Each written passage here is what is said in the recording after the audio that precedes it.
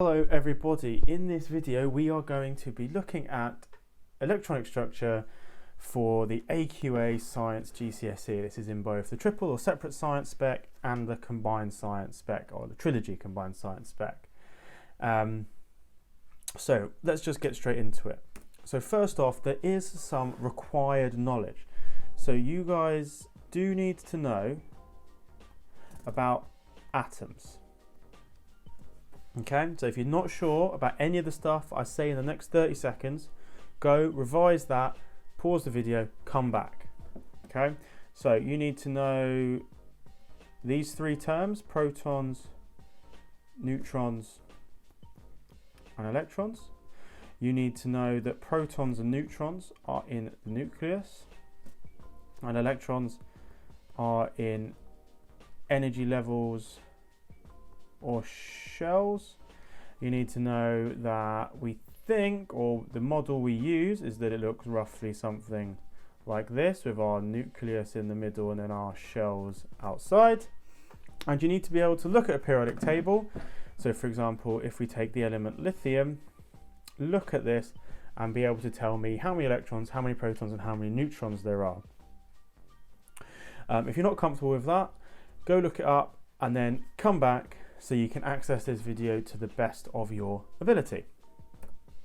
So, if we continue with lithium, let's have a look at our electronic structure. So here we have a nice, neat diagram, rather than the really messy one I just drew, of our model of, or one of the models we use to talk about the structure of atoms. Now, on here at the moment we have three shells. So we've got a nucleus in the middle and we have three shells. Well, I'm just going to label them nice and small. That's not even a 2, is it? Right, 1, 2, 3. Our first shell can hold 2. Our second shell can hold 8. And our third shell can hold 8. And there is a fourth shell, which can hold different amounts depending on the type of atom. However, we only ever have to worry about the fourth shell up to 2, which would be calcium, because that's as high as you need to know for the GCSE spec. So I'm not going to cover it in this video and get anyone confused. So let's go back and look at lithium. So looking at lithium, how many electrons does it have? As it's got an atomic number of 3, that means we know there are 3 electrons. Now, 2 of those can fit in the first shell. 1, 2. And then that means we've got 1 left over, which goes into the second shell. Now, this is like a drawn out electronic structure that we've got in front of us. We can also have a written electronic structure, which again is quite simple. Basically, all we do is we go, right, how many are in the first shell? 2. How many are in the second shell? 1. Are there any other electrons? No. Done. Its electronic structure is 2, 1. Now, what we'll do is we'll have a go with a slightly more complicated one where it's got a few more electrons. So if we look at magnesium. So if you fancy it, pause the video here, have a go at drawing this out yourself, and then play it again once you are done. So magnesium we know has 12 electrons because it's got an atomic number of 12. We know our first shell can fit 2 of them, which means we've got 10 left. We know our second shell can fit 8 of those 10. So for those of you keeping track, that means we have 2 of our 12 left. And as our third shell can fit up to 8, our 2 fit nice and easily.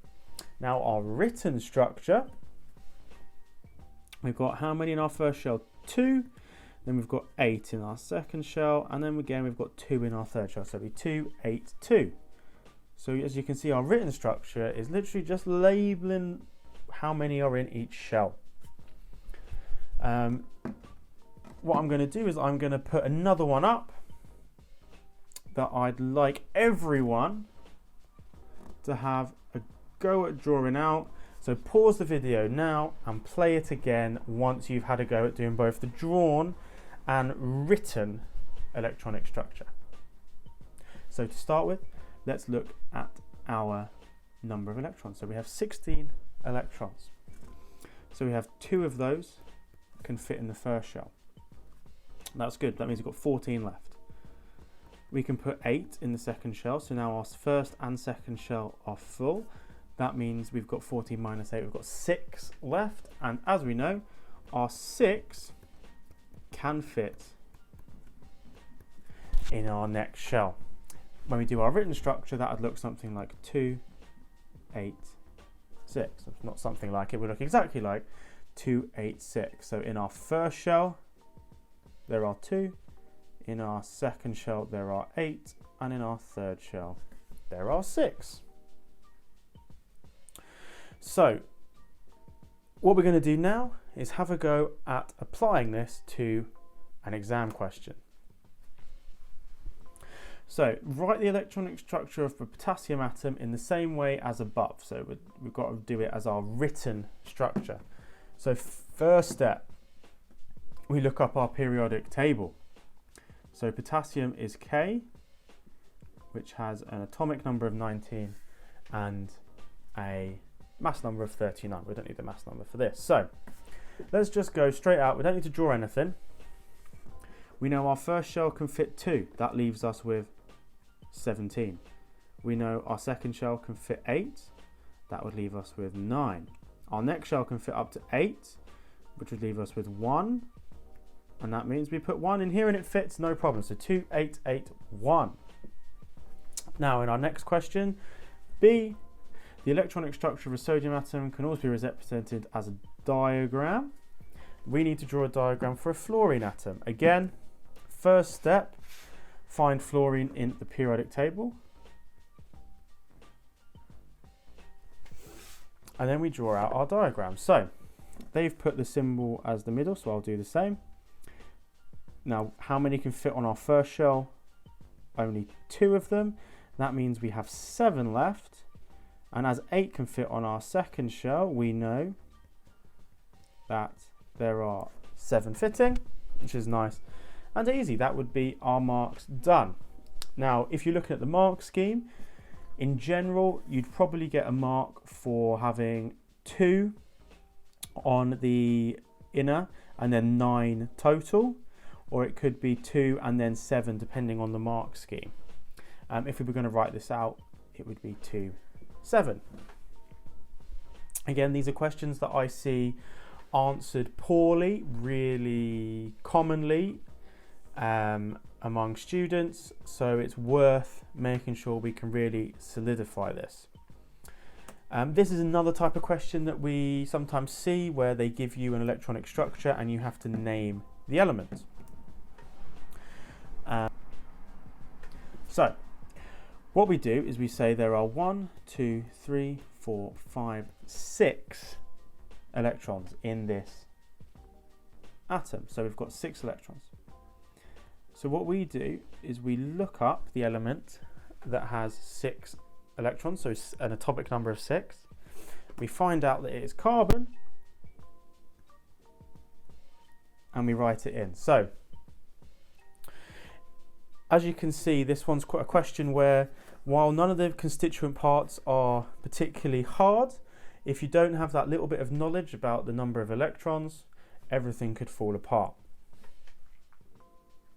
So hopefully we've solidified our basics of those 2 exam questions. Now, moving on, we're going to look at how electronic structure relates to the periodic table. So for the GCSE electronic structure, we can ignore the transition metals, which is a shame because they're very interesting, but we don't need them for our GCSE spec. So we know that there are groups which are the columns. So the groups go along 1, 2, 3, 4, 5, 6, 7, and then 8 or 0. And we have periods, which are the rows. So 1, 2, 3, 4, 5, 6, 7. So you might be thinking, okay, well, I've heard this before, but what does it have to do with the periodic table? Well, the periodic table actually gives us a really handy idea of what type or how many electrons we have in our outer shell and how many electrons we have in total. So, for example, if you are in group 1, we know that means there is 1 electron in your outer shell. If you are in group 2, we know that is 2 electrons. If you are in group 5, we know that is 5 electrons. If you're in group 6, you guessed it, 6 electrons. So every single one of these has 6 electrons in their outer shell. Every single one, all the way down. Now, for our periods, it's slightly different. We're not looking at our outer shell electrons. We're actually looking at the number of shells. So if you are in period 1, you have 1 shell. If you are in period 2, 2 shells. And I think you guys might understand it enough from now. If you're in period 5, how many shells do you think they are? 5 shells. Let's have a look at how you could use this in practice in an exam question. So here's our exam question. I'll give you a quick second to read through it. But the most important thing to look at, periodic table on your data sheet. You get given a periodic table, okay? Every single AQA chemistry exam, there is a periodic table. Use it. So, it's asking us for 1 similarity and 1 difference. So this is, it's stating it a little bit. So state 1 similarity and 1 difference, but you could also see this as a compare question where similarities and differences are implied and not giving you that explicit help. So it's asking us to go from sodium here to argon here. So what do we know? They are in the same period but different groups. So same period, so our similarity would be they have the same number of shells, of electrons. And our difference would be that they would have a different number of outer shell electrons.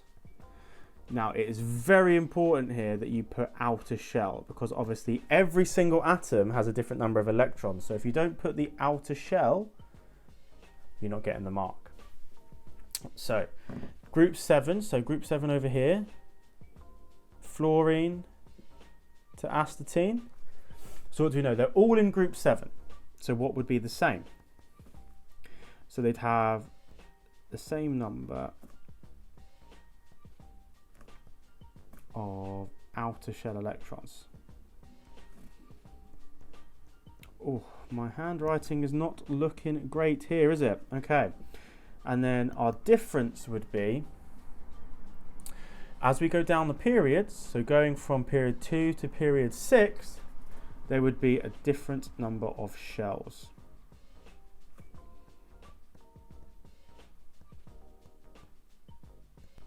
I hope that you are now much more confident in answering our exam questions on electronic structure and how it relates to the periodic table. If you have any other topics you want me to cover, any exam questions you particularly would like me to go through, please let me know.